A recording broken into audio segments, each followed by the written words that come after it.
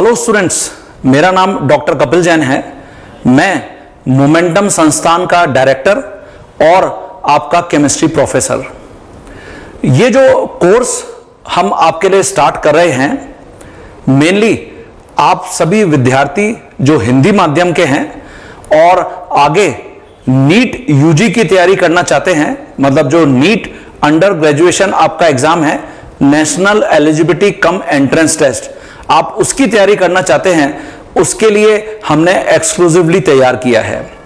ये जो कोर्स है, इसका सबसे बड़ा खास बात, इसकी सबसे बड़ी जो खास बात है वो ये है कि आपको मैं और मेरी जो टीम के मेंबर्स हैं वो पूरा हिंदी माध्यम में पढ़ाएंगे।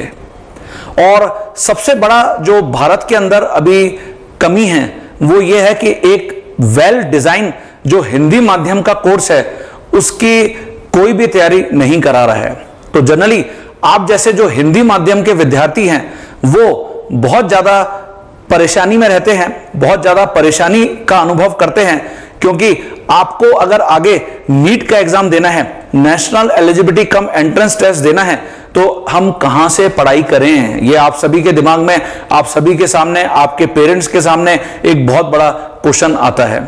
तो इसी बात को ध्यान में रखते हुए हमारी संस्थान मोमेंटम ने, जिसका मैं एक डायरेक्टर निर्देशक भी हूं, तो हमने ये आप सबके लिए एक बहुत अच्छा कोर्स प्लान किया है जिसकी मैं आपको तैयारी कराने जा रहा हूं। हमारे जो टीचर्स हैं वो, जैसे मैं केमिस्ट्री में, ऐसे ही फिजिक्स में, ऐसे ही बायोलॉजी के अंदर, जिसमें आपके दो पार्ट हैं, एक तो बॉटनी वाला है और एक जूलॉजी वाला पार्ट है, उसकी तैयारी आपको कराएंगे। ओके, और इस कोर्स के माध्यम से मैं आपको हर चैप्टर के अंदर, जैसे केमिस्ट्री के अंदर हर चैप्टर के अंदर पहले थ्योरी और उस थ्योरी से रिलेटेड जितने भी संभावित प्रॉब्लम जो आपके लिए पूछी जा सकती हैं या पुराने नीट एग्जाम में पूछी गई हैं, मैं उनको भी आपको यहां पर प्रॉब्लम्स कुछ बताऊंगा, कुछ करवाऊंगा और कुछ आपको प्रैक्टिस करने के लिए दूंगा। और बहुत इंपॉर्टेंट बात, हर प्रॉब्लम का जो वीडियो सॉल्यूशन है, मतलब आपको प्रॉब्लम्स तो मिलेंगी ही प्रैक्टिस करने के लिए, लेकिन साथ में उनके वीडियो सॉल्यूशंस भी आपको मिलेंगे। ओके, तो ये एक यूनिक बात है इस कोर्स की, जो मुझे लगता है कि पूरे भारत देश में कोई भी इस प्रकार का दूसरा इंस्टीट्यूट या कोई भी इस प्रकार का जो ऑनलाइन प्लेटफॉर्म है, माध्यम प्रोवाइड नहीं कर रहा है। तो मैं जहां तक सोच पा रहा हूं वहां तक कि आपको इस कोर्स के माध्यम से बहुत अच्छा अनुभव मिलेगा। और मैं चाहूंगा कि आपके और भी जो दूसरे फ्रेंड्स हैं, आपके और भी जो दूसरे साथी हैं हिंदी माध्यम वाले, उनको भी जरूर इस कोर्स के बारे में बताइए। जो भी अपना नीट की तैयारी आगे करना चाहते हैं, नीट की तैयारी करने के लिए इच्छुक हैं, वो ज्यादा से ज्यादा बच्चे इस कोर्स को ज्वाइन करेंगे तो मुझे लगता है कि आपको आने वाले नीट एग्जाम में जरूर से जरूर सफलता मिलेगी। तो शुरू करते हैं स्टूडेंट्स, चलिए।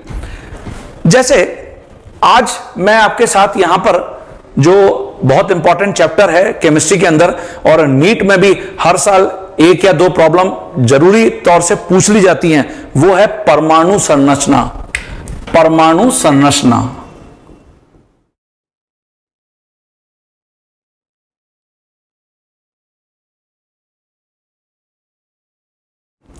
ये जो परमाणु संरचना टॉपिक है, इसके अंदर, इसको इंग्लिश में हम एटॉमिक स्ट्रक्चर बोलते हैं, और इसके अंदर जो बहुत इंपॉर्टेंट टॉपिक्स हैं उसमें सबसे पहले है इलेक्ट्रॉन, प्रोटॉन और न्यूट्रॉन। मतलब जो एग्जामिनर आपसे इलेक्ट्रॉन, प्रोटॉन और न्यूट्रॉन के ऊपर क्वेश्चंस पूछ सकता है, वो मैं सबसे पहले आपके साथ डिस्कस करूंगा। उसके बाद फिर हमारे पास प्लैंक का क्वांटम सिद्धांत है, फिर हमारे पास जो डिफरेंट न्यूक्लियर मॉडल है, नाभिकीय सिद्धांत, जिसमें सबसे इंपॉर्टेंट है बोहर का परमाणु सिद्धांत, बोहर एटॉमिक मॉडल, हम उसके ऊपर डिस्कशन करेंगे। उसके बाद डी ब्रोगली तरंग दैर्ध्य, उसके बाद हाइजेनबर्ग का अनिश्चितता सिद्धांत, और ऐसे ही सबसे लास्ट में एक बहुत इंपॉर्टेंट टॉपिक जिसके ऊपर हर साल नीट में प्रॉब्लम एग्जामिनर पूछ ही लेता है, वो है क्वांटम संख्याएं। तो उसके ऊपर भी हम आगे बात करेंगे। तो जो परमाणु संरचना चैप्टर है बहुत ही इंटरेस्टिंग है, और जिन जिन इंपॉर्टेंट पैरामीटर्स के ऊपर आपको प्रॉब्लम्स देखने को मिल सकते हैं ना स्टूडेंट, मैं उनके ऊपर आपके साथ यहां पे बात कर रहा हूं। तो देखिए, सबसे पहले मैं यहां पे लिखूंगा कि परमाणु में उपस्थित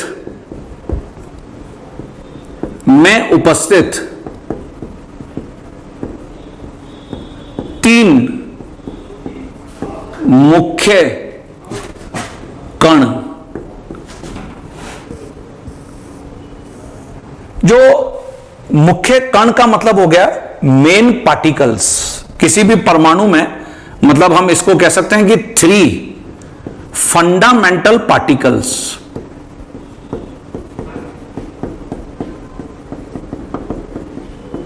ऑफ एन एटम।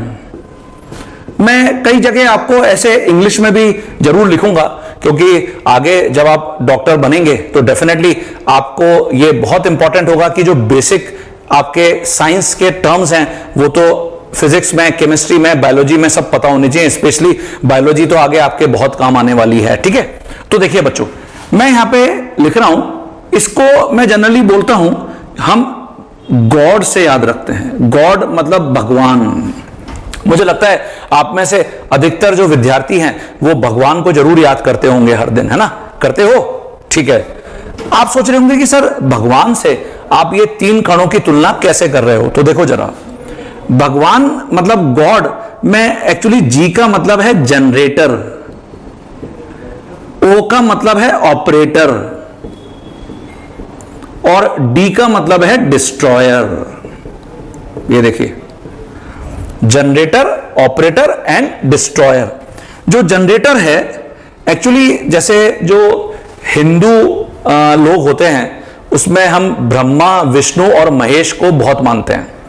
तो जो हिंदू माइथोलॉजी है, जो हिंदू सभ्यता है, उसमें जनरेटर मतलब सबको पैदा करने वाले माना गया है भगवान ब्रह्मा है। ये देखिए, ब्रह्मा जी, है ना?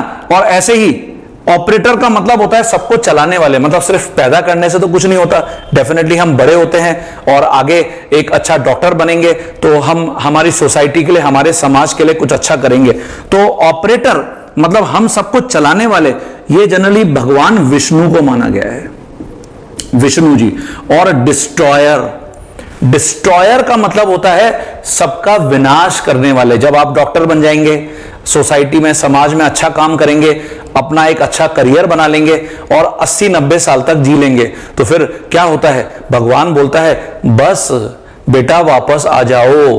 तो डिस्ट्रॉयर जो हैं वो भगवान महेश, मतलब जिनको हम शिव भगवान भी बोलते हैं, उनको माना गया है।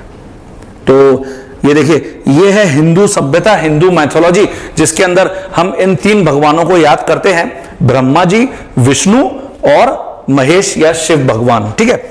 अब आप बोल रहे होंगे, सोच रहे होंगे कि सर ये सब चीजें आप केमिस्ट्री में हमको क्यों बता रहे हैं? तो देखिए, सुनिए, जो केमिस्ट्री में तत्व हैं, तत्व या कोई भी परमाणु, है ना, एक परमाणु से अगर नया परमाणु बनता है तो उसके लिए जो ब्रह्मा जी हैं वो परमाणु के अंदर, देखिए, प्रोटॉन का रोल होता है।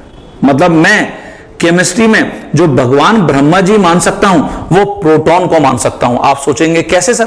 तो देखिए, मैं हाइड्रोजन में अगर एक प्रोटॉन ऐड करता हूं तो हीलियम बनता है, हीलियम में एक प्रोटॉन ऐड करता हूं तो लिथियम बनता है, लिथियम में एक प्रोटॉन ऐड करता हूं तो बेरिलियम बनता है, बेरिलियम में एक प्रोटॉन ऐड करूंगा तो नया परमाणु बोरॉन बन जाएगा। देखिए, मतलब क्या हो रहा है? जैसे ही तुम प्रोटॉन को एक परमाणु में ऐड कर रहे हो, एक नया परमाणु जनरेट हो रहा है, डेवलप हो रहा है। तो इसका मतलब जनरेटर प्रोटॉन हो गया।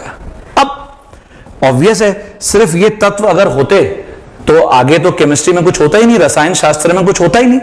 तो हम जनरली जो हमारी आसपास की सारी चीजें हैं उसमें यौगिक देखते हैं हमेशा। जैसे हम सबसे पहले अगर सुबह ब्रश भी करते हैं तो ब्रश भी हम केमिकल का करते हैं, रसायन का करते हैं, है ना, उसमें भी कुछ यौगिक होते हैं। तो यौगिक बनने के लिए क्या चीज जिम्मेदार है? आंसर है इलेक्ट्रॉन। ये देखिए, ऑपरेटर इलेक्ट्रॉन, इलेक्ट्रॉन। अब आप सोच रहे होंगे कि सर इलेक्ट्रॉन कैसे? आपने इलेक्ट्रॉन को विष्णु जी जैसा मान लिया। बिल्कुल सही। देखिए, अगर मैं, जैसे बहुत ही अच्छा उदाहरण है इसका नमक। जनरली सुबह से लेकर शाम तक जब भी हम खाना खाते हैं उसमें हर जो खाने की चीज है उसमें नमक जरूर उपस्थित होता है। तो यहां पर जब तुम नमक की बात करते हो तो इसमें सोडियम क्लोराइड की बात होती है, और सोडियम क्लोराइड का मतलब है कि सोडियम में से मैंने एक इलेक्ट्रॉन निकाला तब सोडियम धनायन बनता है, और क्लोरीन में एक इलेक्ट्रॉन योग किया तो Cl माइनस आयन बनता है। देखो बच्चों, सही है, और तब जाकर यह सोडियम क्लोराइड बनता है। ये देखिए, ये है नमक, सॉल्ट, नमक का फॉर्मूला। ठीक है बच्चों, तो यहां तक आपको सभी को क्लियर हो गया। अब जो हमने डिस्ट्रॉयर बोला है, महेश जी है ना, हिंदू जो ग्रंथ है उसके अंदर, लेकिन जब हम बात करते हैं यहां पे केमिस्ट्री की तो ये न्यूट्रॉन है। अब आप फिर सोचेंगे कि सर न्यूट्रॉन कैसे आ गया? देखिए, जितनी भी नाभिकीय अभिक्रियाएं होती है ना बच्चों, उसमें बहुत ज्यादा ऊर्जा निकलती है, और ये जो ऊर्जा है ये इतनी ज्यादा होती है कि बहुत आसानी से कुछ ही सेकंड्स के अंदर हम धरती के अधिकतम भाग को नष्ट कर सकते हैं। तो न्यूट्रॉन नाभिकीय अभिक्रियाओं में उत्सर्जित होता है और इसके साथ उच्च ऊर्जा का उत्सर्जन होता है। तो ये देखिए, मैं यहां पे लिखता हूं न्यूट्रॉन। न्यूट्रॉन ये नाभिकीय अभिक्रियाओं में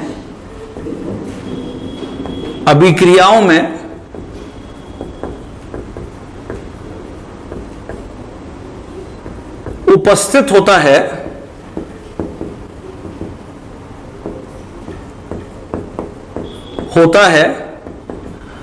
और इन अभिक्रियाओं में, तो नाभिकीय अभिक्रियाओं का बहुत अच्छा उदाहरण है नाभिकीय उत्सर्जन।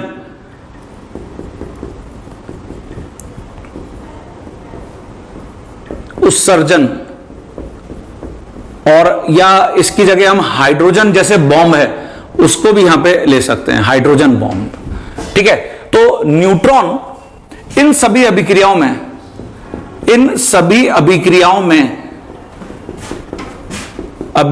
में उच्च ऊर्जा के साथ न्यूट्रॉन का उत्सर्जन होता है। न्यूट्रॉन का उत्सर्जन होता है।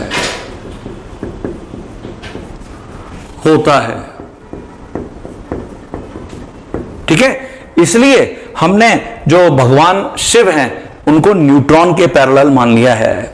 तो मैं ये चाहूंगा कि हम जब भी आज के बाद भगवान को याद कर रहे हैं तो डेफिनेटली हम इनडायरेक्टली किसको याद कर रहे हैं? प्रोटॉन को, इलेक्ट्रॉन को, न्यूट्रॉन को। ठीक है बच्चों, याद रहेगा सभी को। अब सबसे पहले जैसे जो इलेक्ट्रॉन है उनसे रिलेटेड आपको क्या मिल सकता है? तो देखिए, मैं इसका जो रिप्रेजेंटेशन है आपको बताता हूं, -1 E0 ये इलेक्ट्रॉन का रिप्रेजेंटेशन है, और या फिर हम इसको सामान्यतः ऐसे भी लिख देते हैं E-1। तो -1 E0 इसका क्या मतलब है वो भी मैं आपको भी बताता हूं। अब यहां पर जो नीट में मुख्यतः प्रॉब्लम पूछी जाती है ना, इसमें सबसे पहले पूछा जाता है जो विशिष्ट आवेश है इलेक्ट्रॉन का।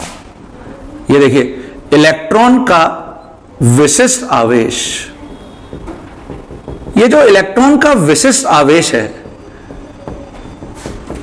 इसको हम इंग्लिश में स्पेसिफिक चार्ज भी बोलते हैं।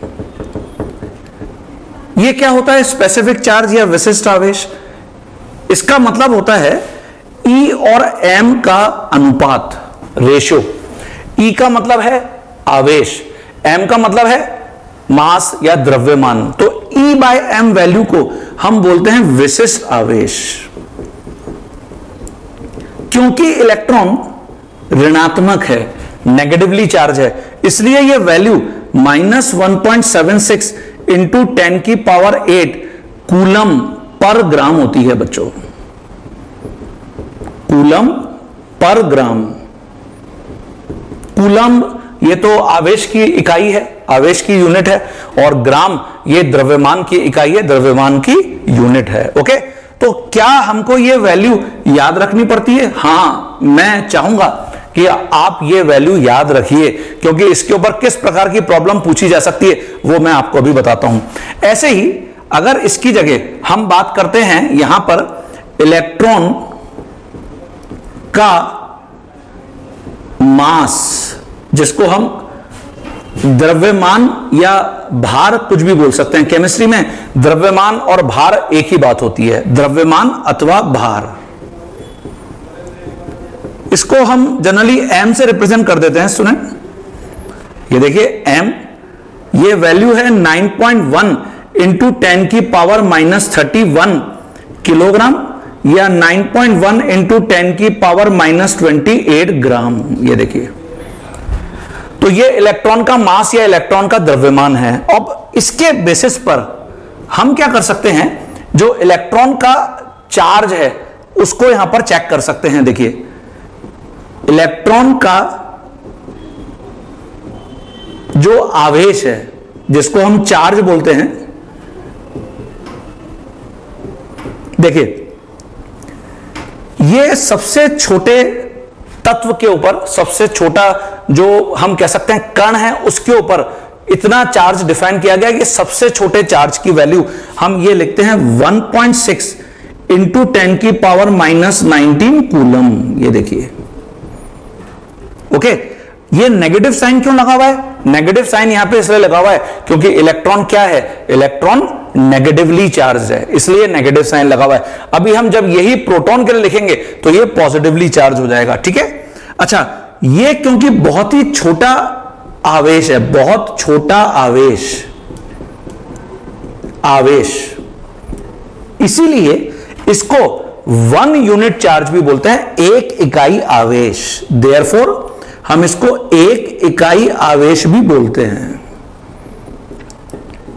1 यूनिट चार्ज भी बोलते हैं।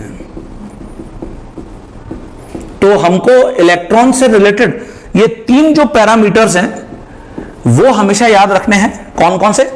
इसका विशिष्ट आवेश जो E/m है, जिसकी वैल्यू मैंने आपको इतनी बताई। ऐसे ही इलेक्ट्रॉन का जो मास है वो 9.1 इंटू 10 की पावर माइनस 31 किलोग्राम या 9.1 इंटू 10 की पावर माइनस 28 ग्राम है। और ऐसे ही इलेक्ट्रॉन का जो आवेश है वो 1.6 इंटू 10 की पावर माइनस 19 कूलम है, विद नेगेटिव साइन के साथ। अब इनसे रिलेटेड हमसे क्या प्रॉब्लम पूछेगा, उनको डिस्कस करने से पहले मैं आपको प्रोटॉन और न्यूट्रॉन भी पहले बताऊंगा। लेकिन -1 E0 इसका क्या मतलब है वो भी मैं आपको बता रहा हूं, तो ये आप अपनी कॉपी में डिक्टेट कर लीजिए सभी।